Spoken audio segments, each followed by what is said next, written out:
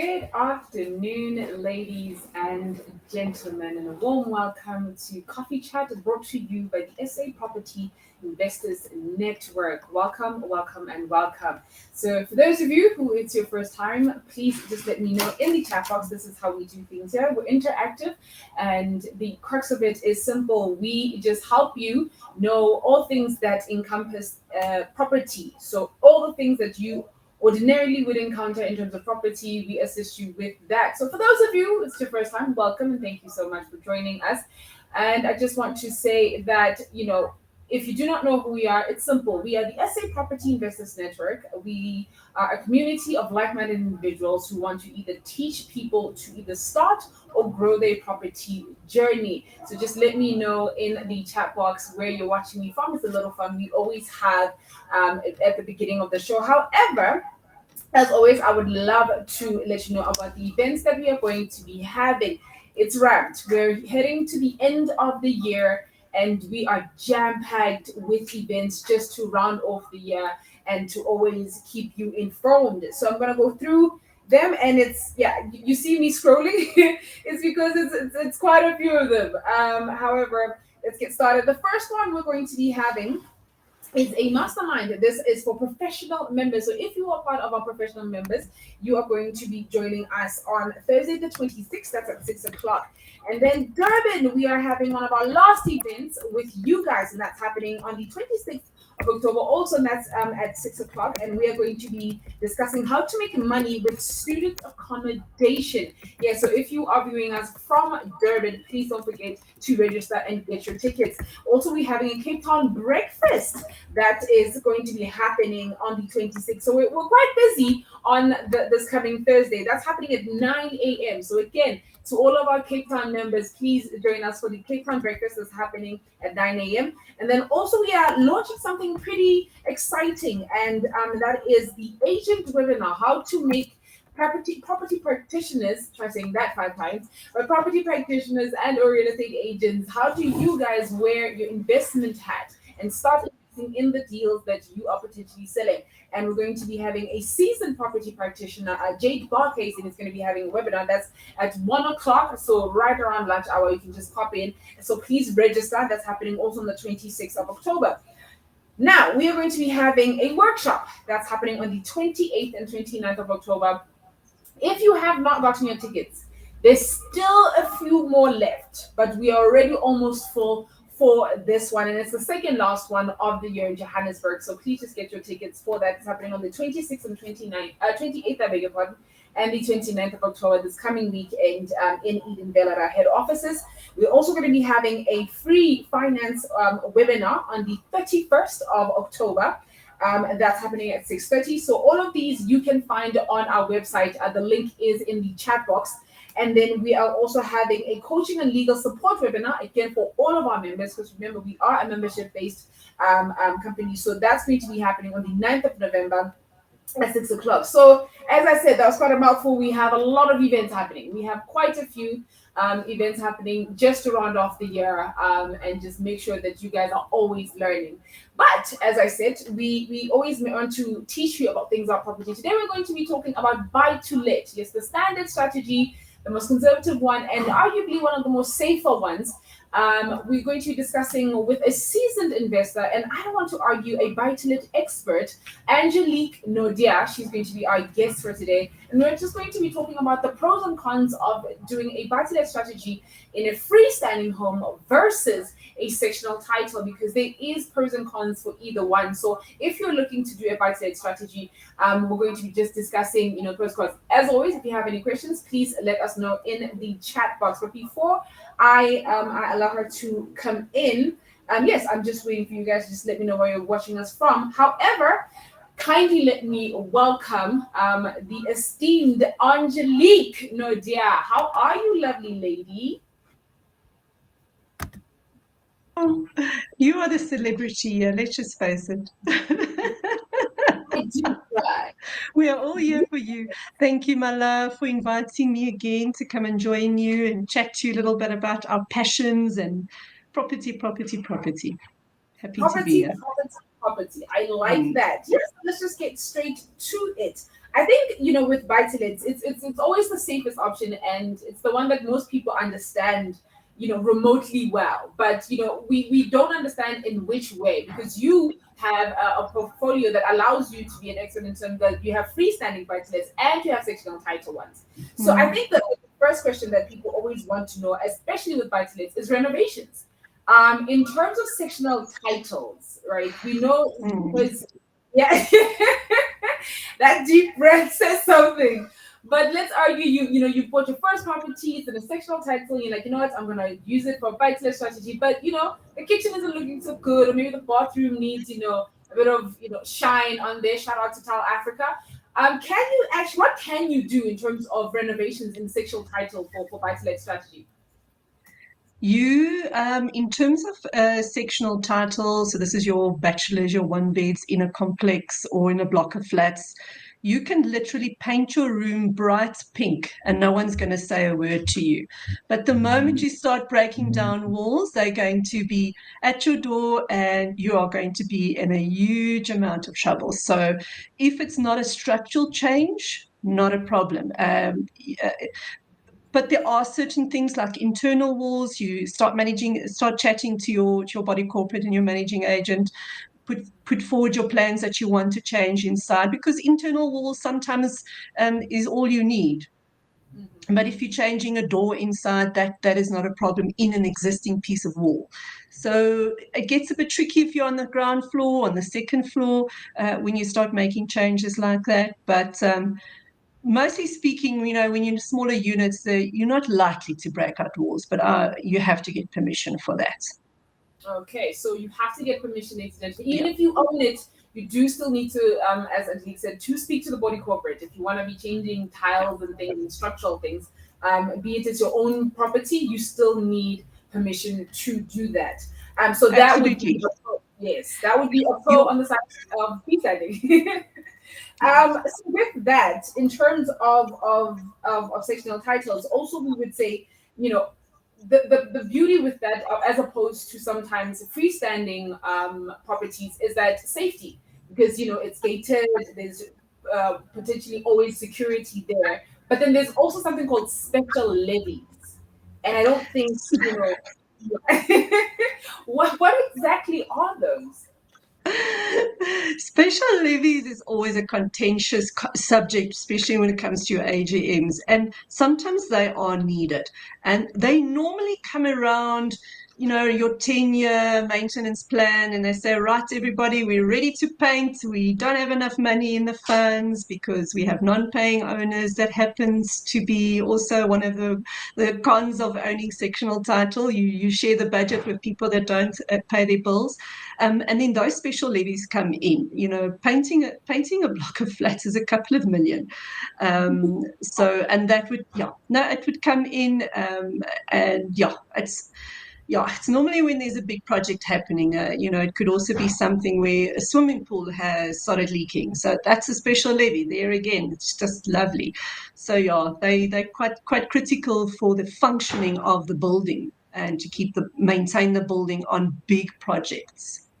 Okay. So it's it's safe to take into account that if you're purchasing your first property, your first investment property in a sectional title for the buy-to-let strategy, you also have to put in your numbers when you're running potentially special levies. Like you're saying, you're sharing the full budget of everybody. It's not. It is yours, but it's not yours alone.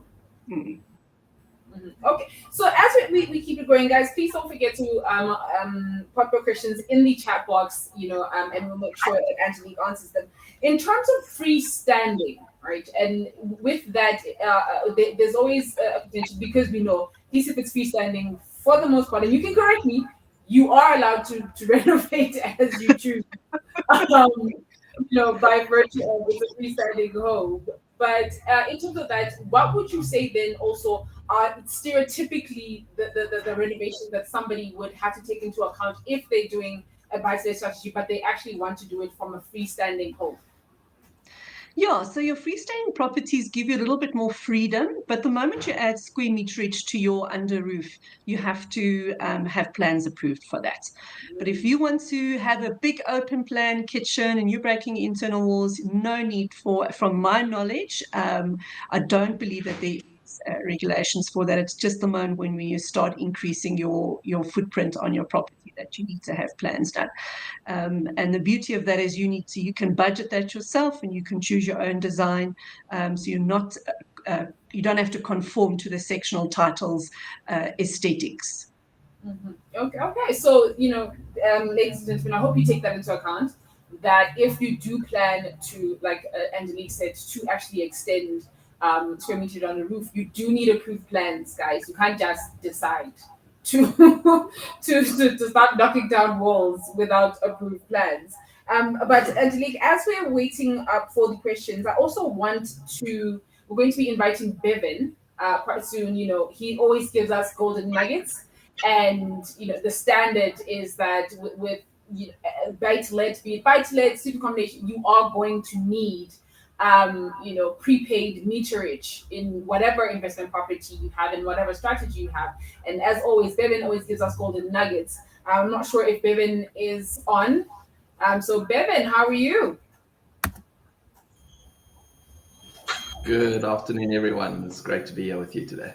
Awesome, Bevan. Yes. So what golden nuggets do you have in terms of buy-to-let strategies, be it sectional title versus a freestanding home in terms of prepaid meterage? How would you mitigate that?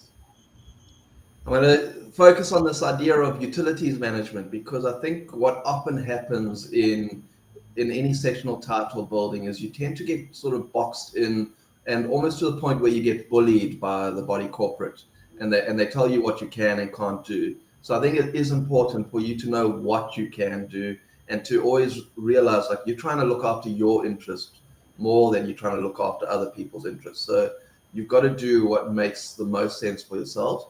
And often in this space, a lot of body corporates will stick to their old systems, the old routines they used to do 10, 20 years ago.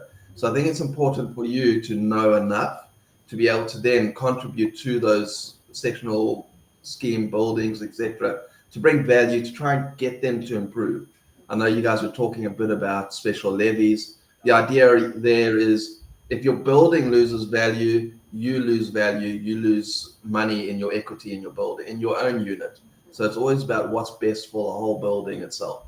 So from a utilities management perspective, it's really something that I really strongly encourage people is put in prepaid meters as much as possible. And what's nice about like body corporates, blocks of flats, that sort of thing, is you've got that value from a numbers perspective, is you've got a lot more units, so you can actually invest in better equipment. That is a lot harder if you're doing prepaid meters. It's a lot harder for people to bypass certain meters versus your standard meters that go into next to your DB. Those are very easy, and there's professional tenants out there who know how to get past those meters very easily. So versus if you're in this sort of numbers game, more than 20 units, you can do full-on electrical kiosks. You can have a split meter where in the unit they only have a keypad. It's got no access to the electricals, etc., where they're able to bypass. And in the kiosk, it's then feeding the electricity to the unit. So the tenants aren't able to mess around. So that's like from an influence perspective is trying to get your body corporate to do the right thing, to try and streamline things for the future. But if you're in a situation and the body corporate doesn't want to change, I've had a couple of landlords where they're going, listen, I want to install a prepaid meter so as my tenant can pay me the electricity, so as I've got the money from them and I can pay you, the body corporate. And there is this kickback from some of the body corporates on it. So that's where I come back. But don't allow yourself to be bullied. You need to sort of know your rights. Anything inside your building, anything that's going to make your life easier, going to improve the value of your tenant's life as well, is to you need to sort of make sure you get ways to push that forward. So from a prepaid meter, the only negative that a body corporate can have is, are you using a qualified electrician to install it. And if you're doing that, then there's no reason they should have any arguments. And then, are you getting a COC afterwards? So your qualified electrician installs the meter, issues your COC, you're compliant, the insurance for the building is covered, and you can move on from there. But it's also an education thing to these body corporates. Okay. So a long nugget, but there's a lot that happens around these body corporates, and specifically around like them trying to bully a lot of landlords. So you need to know your stuff. Okay, and this is why we have SAPIN Connect. You have people like Angelique and Bevan, via the SAPIN Connect, they can contact and give you the advice, and show you how you can actually have a pushback to say, well, if it's qualified person and there is a COC, then I don't understand why I can't personally have my own, metering system void of the standard ones, because at the end of the day, you are still going to get your money. So that's very interesting. Thank you for that, Bevan.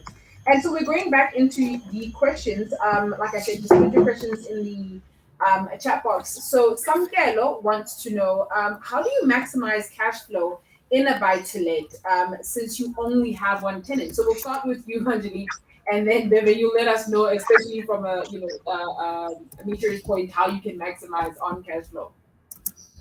Buy another property. Keep buying, build your portfolio. Maximize.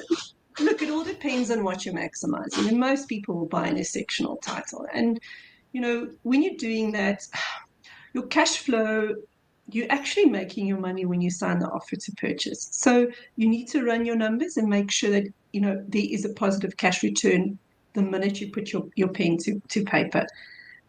If you don't, then that's going to be quite a bit of a challenge. And then maximizing that is obviously making sure, is the complex, we're going to assume we're buying sectional title, is the complex books being run properly? How bad is the debtors book? And that's catching most of us, even with our existing investors already existing in sectional titles. They can go pear-shaped within 6 months if you don't have control over that. So one thing that I would always suggest, if you're a first-time owner, sign yourself up as a trustee for your first year, so you can understand how the complex manages and how it works, so that you can actually get involved in the business of the body corporate. So that would be a very big one. I would definitely say sign up as a trustee. That's an absolute no-brainer. That's you're going to get schooled there very quickly. And then obviously make sure that all your appliances and things in your property works well, no leaking toilets, no electrical issues. And that's one of the ways of keeping your costs down, making sure that you maintain your property inside properly so you don't have issues. But yeah, Sam, I think you definitely need to look at buying another property. You must come to us, we'll help you out. Yeah, that's awesome. Pardon, Angelique, I didn't realize it was an excellent question. It says, and if they don't pay, what would be the next step? Kick them out. Straightforward. Sorry, it's not a charity, this. Yes. Look, that all depends on your lease agreement. You need to have your lease agreement properly done, have those clauses in there to protect you, and then also to protect the tenant to an extent. And then also make sure that you've done thorough verification. You're saving your money lies in the verification. If you've not done that properly, you can quite easily start losing rental income from month 2. So do that checking properly. We've got companies that are helping us to do that. If you don't know how to do it, and they can guide you, make sure your OTP is written properly. If you have those things in place, I've been doing this for 20 years now, Khali. And in my life, I've only had one non-paying tenant for 1 month. I highly depend on my verification. Yes. We need to have Angelique standard verification. And Bevan, what would you say to that question when he says, how do you maximize cash flow? And so I love Angelique's answer there, is buy another property. But I think it all comes down to your strategy. Is if you're looking for high yields or high return on investment, small 1-bedroom, 2-bedroom units isn't that strategy, unless you are buying them well below market value and you're maximizing that way. if you're looking for that higher return on investment, you then need to look at that sort of higher risk, higher work properties. So a buy-to-let is, or a small single unit in a body corporate or a complex or a block of flats. That strategy is, it's nice, it's neat, it's tidy, it's boxed. There's no bells and whistles that goes with it. You can fit 4 people into a unit and that's it. So you can't really stretch it much further. Whereas if you're looking at higher returns, then looking at your multi-let buildings where you're taking a bigger house, you're putting additional tenants into that space. Those are higher risk because there's a lot more management that goes into it, but the returns are a lot higher on that. And then maybe also looking, if we are looking at a body corporate, what often tends to be the temptation by people is we're trying to compete against other landlords. So we say, no problem, 5,000 Rand a month, water and lights included. And that's sort of, often we'll inherit that. And it's such a dangerous thing because we all know when I receive something for free, I don't respect it. So I abuse it and I take advantage and so on.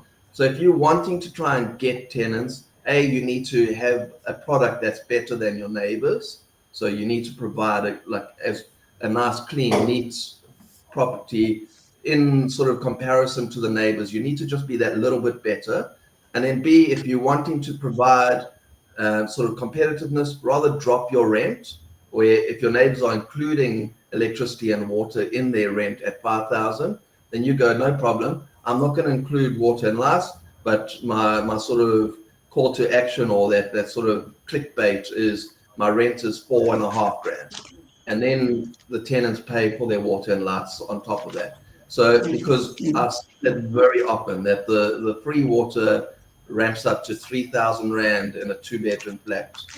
Quick, you'll cry.